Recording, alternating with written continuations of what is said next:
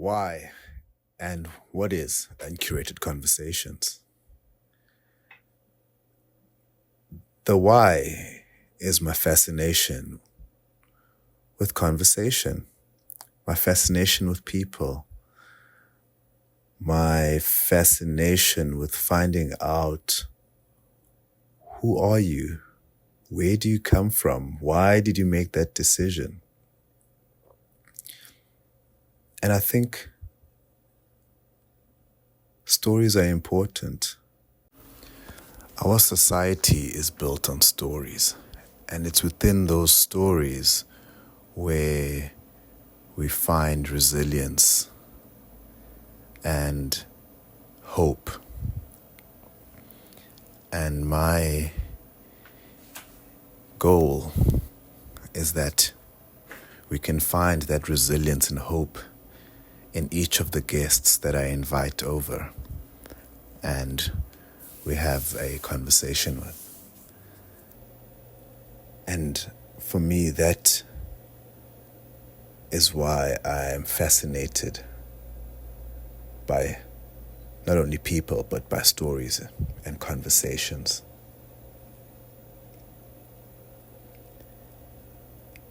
And what is uncurated conversations?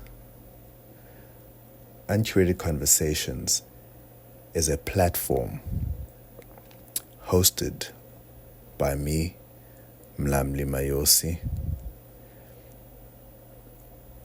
where I'm going to be inviting guests to have a conversation with me over a coffee.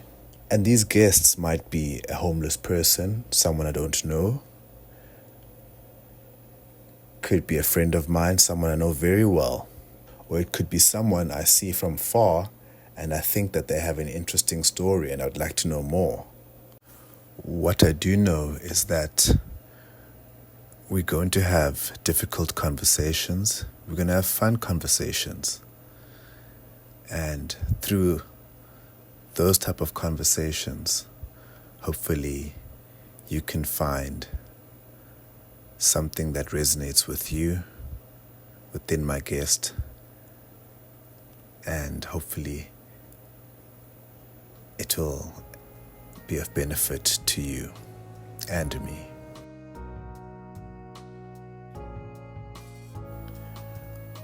Welcome to another episode of Uncurated Conversations with me, your host, Mlamli Mayosi.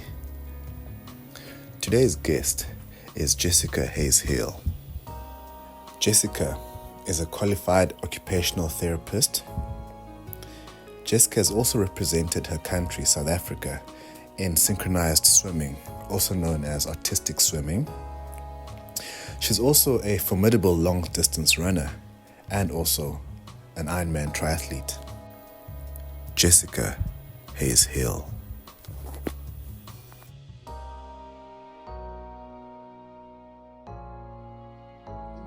Area that where you stay, what were the most type of cases that you worked on as an OT?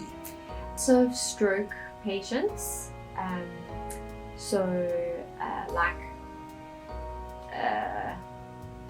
like limbs being paralyzed, and Due to stroke? Yes, due to stroke. So hemiplegic, so only one side of the body would work. We had lots of snake bites.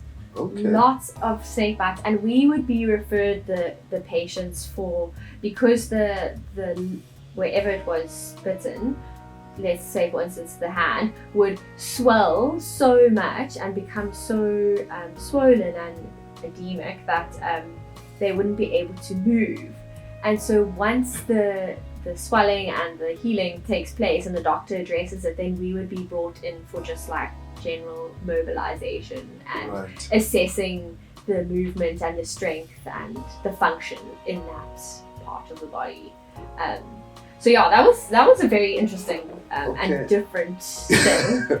I think because of the way that the community lives in terms of their houses and like sleeping on the floor, like literally people would wake up with snakes in their bed. Right. Um, What type of snakes? I don't know what type of snakes. Okay. But yeah, my favorite day at ComServe was the home visit days. So we would take the government car and no one else would drive the car. So there's me in this government vehicle 4x4ing through the community, and you have your home visit patients that you go and see, and literally directions are like, go to this clinic, ask for Sister Ndlovu, and ask her to show you where the greenhouse is. When you get to the greenhouse, turn left, go down to the stops, to the spaza shop, and then it's 3 houses to the right. That would be the directions. Wow. And it was like, it was hectic, but it was so much fun. Yeah. No GPS there. No GPS. No GPS. Okay. Yeah, so that's why I know kind of like that they were sleeping on the floor and snakes were in their bed, because we went into the homes and we'd like do home visits and things like that. I think prayer for you is important. So can you please pray for us? Sure. And then we can then kickstart. Amazing. Cool. Lord, thank you so much for this time and this opportunity. I thank you for this friendship and that you are in it. And I just thank you for this day, and I thank you for our health, and that you are in our hearts. And I thank you for all of our blessings and our beautiful stories. And I thank you for this opportunity. Would you go before us today and just be with us? Amen. Is religion important in your life? Yes. Yeah. You just said that without knowing. Or do you always start like that? No, not always. I just I from listening to you, I get a sense that is. I grew up in a Christian household, in an Anglican church actually, and then my mom broke away and started her own church, and she is now a pastor. Oh. Yeah, and fantastic. she has been for about 12 years. Okay. Yeah. So since you can remember, you've grown up Yeah. around Christianity, Yeah. right? Okay. Did the whole Sunday school thing, youth, and No, when I first met you, one of the things that were always sort of like, I remember, was I met you by the pool in Sea Point.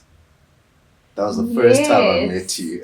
Yes, I remember. And I think you either greeted me in Xhosa, but there was an exchange of at that time. I think so, yeah. And I remember saying to myself, okay, she's good people. I can hang with her. I think I Yeah. and that was amazing, because you don't meet a lot of white South Africans that can speak one of the African languages. Yeah. You know? Yeah, I think it's such a beautiful thing when you like try to relate to someone like with language, like even Afrikaans, like even when you meet an Afrikaans person and you just attempt to speak Afrikaans, I think there's like it shows a lot about you if you can make that effort. And I do love like Zulu and isiXhosa. Yeah. Also. Well, at least you've got it. Also. There we go. Got it. There's no K. Please tell her there's no K. It's not. You know, it's. Goodness me, you'll laugh. It's Ikoza, and I think there's a K, but there's an X, man. Like I used to have. What is your home language? My home language is Xhosa. Okay. Your English is way better than mine also would ever be. No, but it's good, because I think it's important that one of the things in our country that is missing in the whole dialogue in terms of integration, but also in terms of just being able to relate and talk to each other is language. Yeah. And how other people, there seems to be sort of others have to learn the language to accommodate others, whereas the others don't want to come in across the other side and just at least attempt to, you know. Yeah. So I commend you. I don't say that's I was like, she's good people. You know, I can hang with her, you know. So growing up in KZN, you said, Yes. Where in KZN?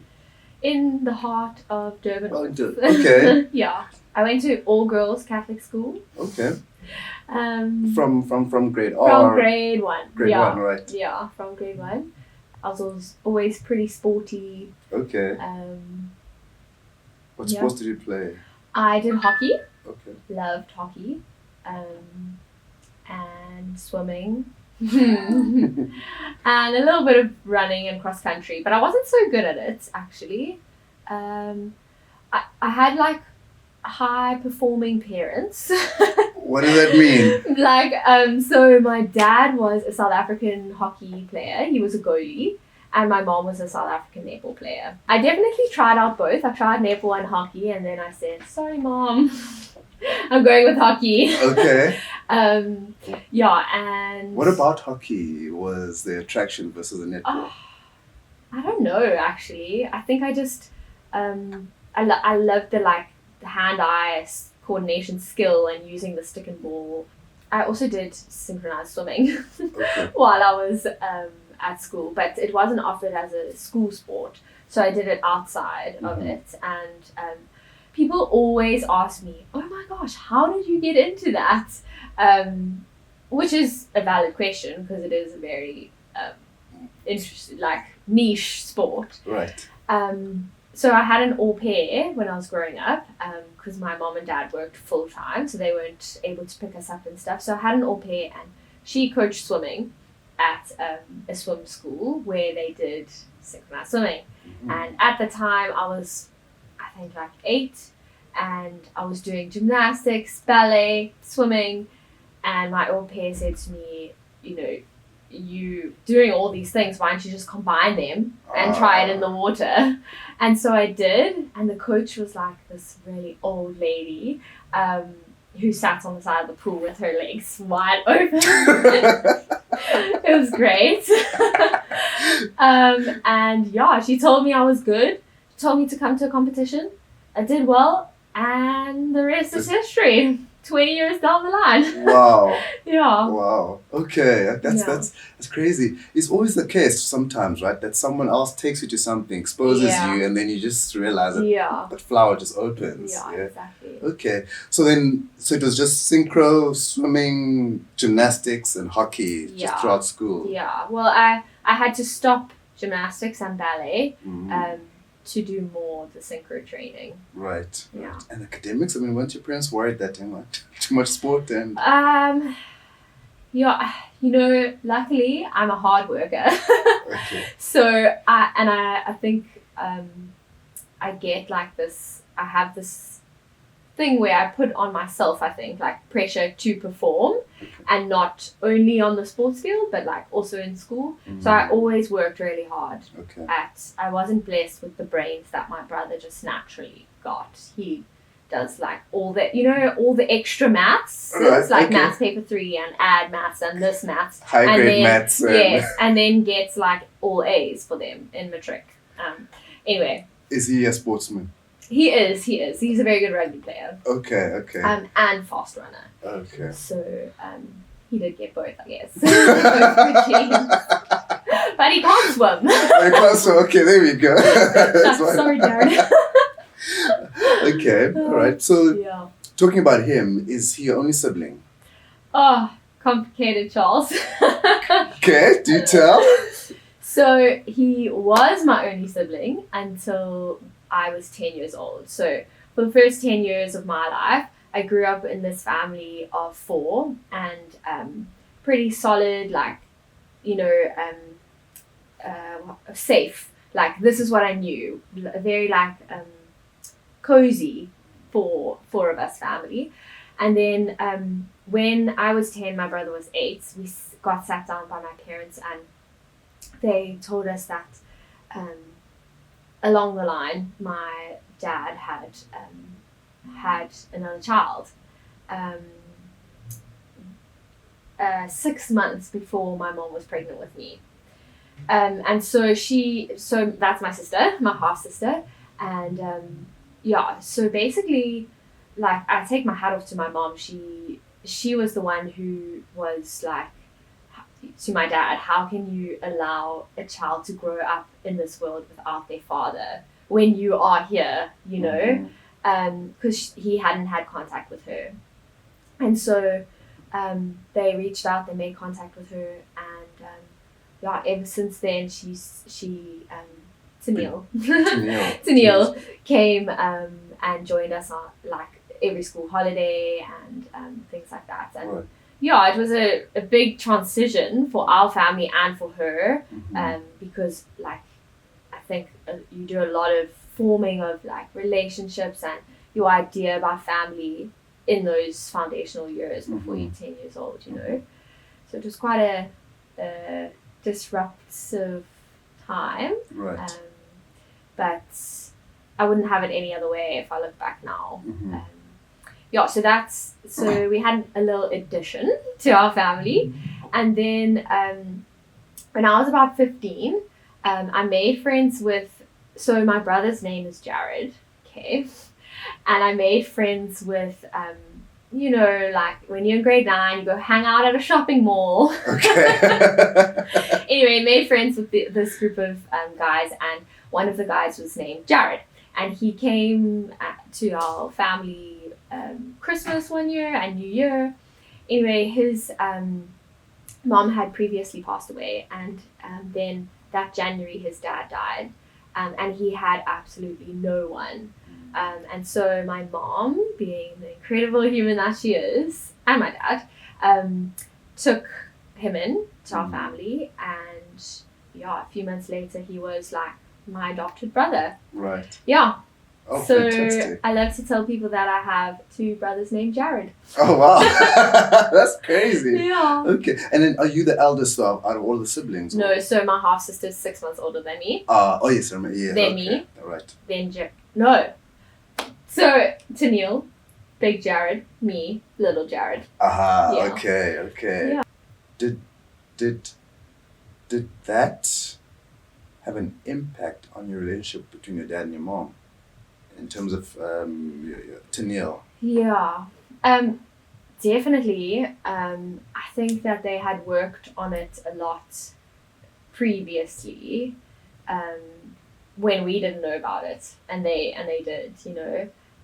And the decision that they made to kind of move on and not acknowledge it and not deal with it, which is quite a hectic decision to make, especially for a child, like you're, you know, leaving this child. And so I'm really grateful that my parents did come to a decision to go back, even though it was 10 years later. Like, I think, I don't actually know the reasons why they waited so long. That would be an interesting question to ask my mom and dad. Yeah. No, it's. I think it's. I mean, sometimes people are not ready. It's just that, you know. It's you're not ready. It's like mourning. You know, when do you say I finished mourning a person? Exactly. You know, you will know when the time is right. Yeah. You know that okay, I've done this. You know. Yeah. And then, so you matriculated in Kaiser in Durban. Yes. And then varsity. Yeah. I was very fortunate to be able to go to Stellenbosch University, and I studied occupational therapy. I always knew I wanted to go into something where I was helping people. Okay. So I did OT. You'd mentioned earlier on when I asked you about religion, and you said that. Yes. And you made a reference to university there. Yeah. What was going on there? Where you took a dip? Yeah, you know, I think like you get released into the big wide world. You now have your independence, and you kind of get to choose. You have more freedom to make your own decisions. You're not under your parents' household, which I think coming from a pastor's house, a pastor's daughter, there were maybe those expectations to be a certain way and live a certain way. And so now that pressure was off. And so I think I definitely did a little more exploring and like going down paths that I maybe shouldn't have. But I don't mean like super dodgy. I mean just like going out way too much and drinking way too much and Is that it? Yeah, look, I don't have a history of drugs. I literally have not touched that, which I'm grateful for. But yeah, I mean, I don't. There were moments where I was like, do I want to live like this? You know, which I think comes from a place of having those fundamental and foundational values as a Christian. Right. And also having that freedom to choose and that freedom to make decisions and to be like, oh, I am a Christian, I want to live like a Christian, do I want to go down this path? And then choosing the right way, if I can put it that way. Yeah. But while you're there also, you're still playing the sport, you know, so... So my main sport growing up was synchronized swimming. And then first year, there just wasn't anywhere to do it. Yeah, so in matric I went to World Champs in China for synchro. And yeah, as I said, in varsity there was nowhere to do it in Stellenbosch. Then when I moved to Tygerberg, I really missed it, and I was like, maybe I can make a plan. And so I used to drive like half an hour, 40 minutes to go to training twice a week. Okay. And Where? In Constantia. Okay. Yeah. And I picked it up again, and then I did it for 3 years during those last 3 years of varsity. And yeah, I loved it. I just love being active and yeah. And then I did make the team to go to a World Champs at the end of those 3 years, but I couldn't finish my practical, which meant that I wouldn't be able to graduate with all of my friends. Right. Or at the end of the correct time. And I didn't want to jeopardize that, so I didn't go to World Champs. Must have been quite a difficult decision. It was a difficult decision. My parents were very much like, Jess, you've been, do you really need to go again? Like, let's get your studies done. So yeah, and that was where I called it a day with Synchro, actually. Oh, wow. Why? Yeah, I was going to move into my ComServe year, and I moved back to KZN, and moved like into a rural area where there was not even a pool.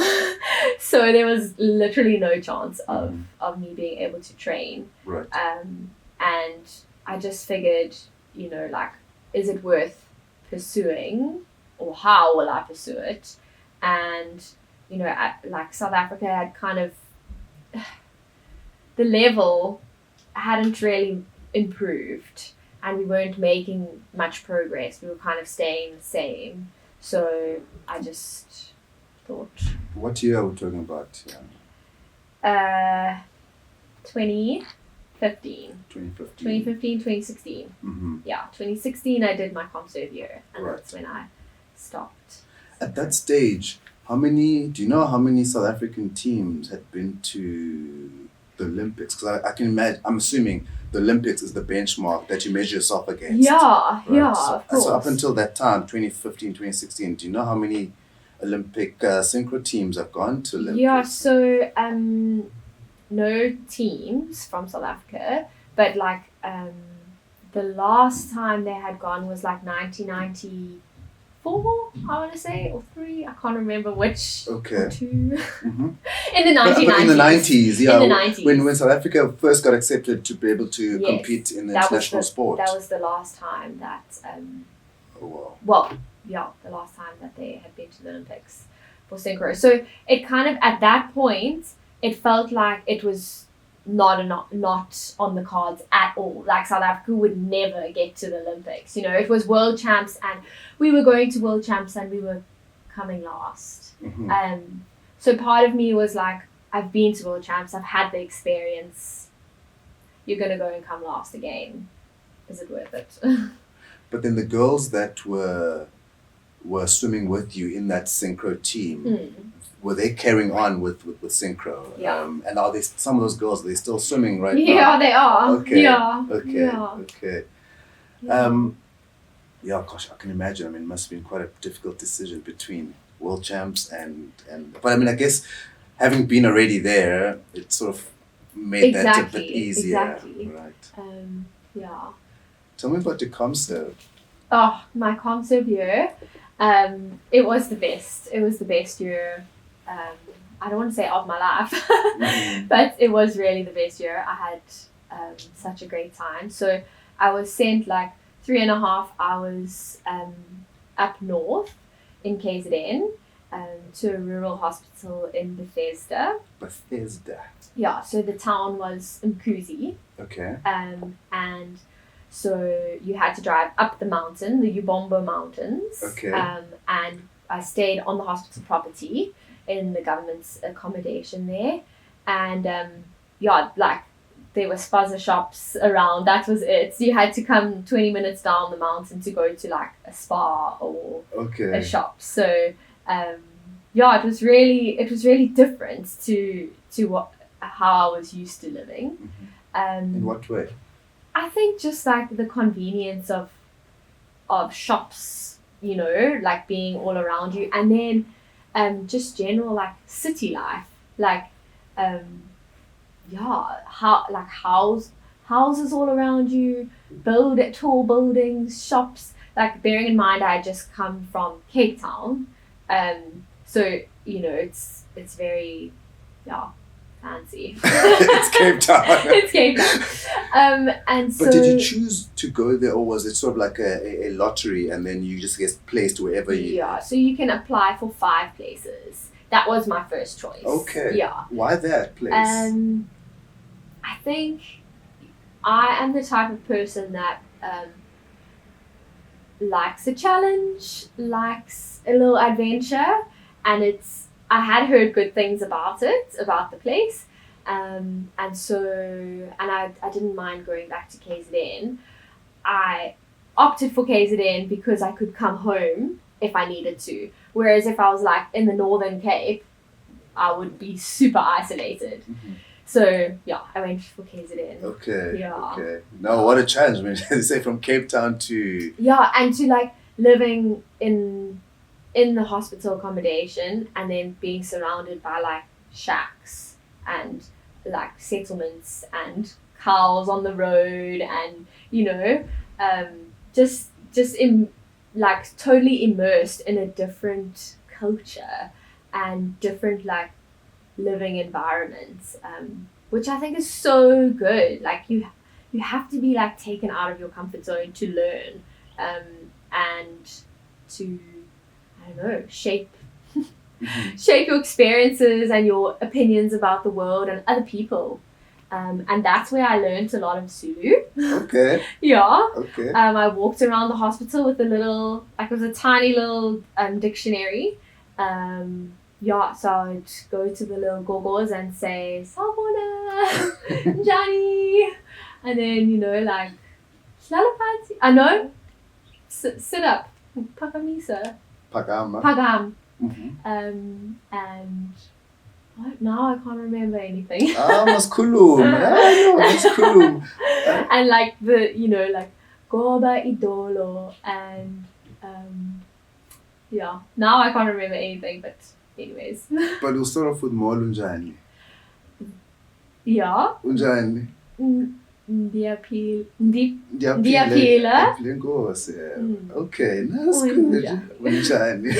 Yeah. Oh. Now you're just switching to Xhosa. You should be able to switch. Oh.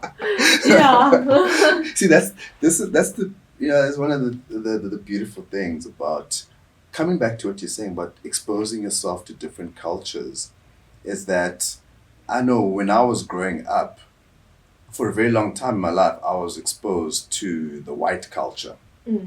So when you start thinking, you think in English, you know. Hectic. So even when I go home Yeah. to the rural areas during holidays, Yeah.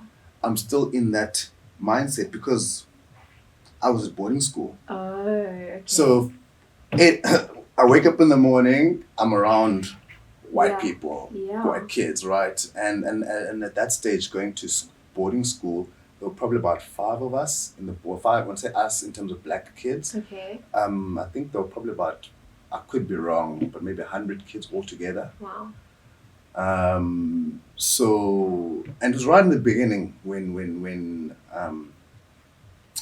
so I went to boarding school when I was 12, 1992. Okay. Don't be fooled, I'm old. Yeah, wow. You look good for your age.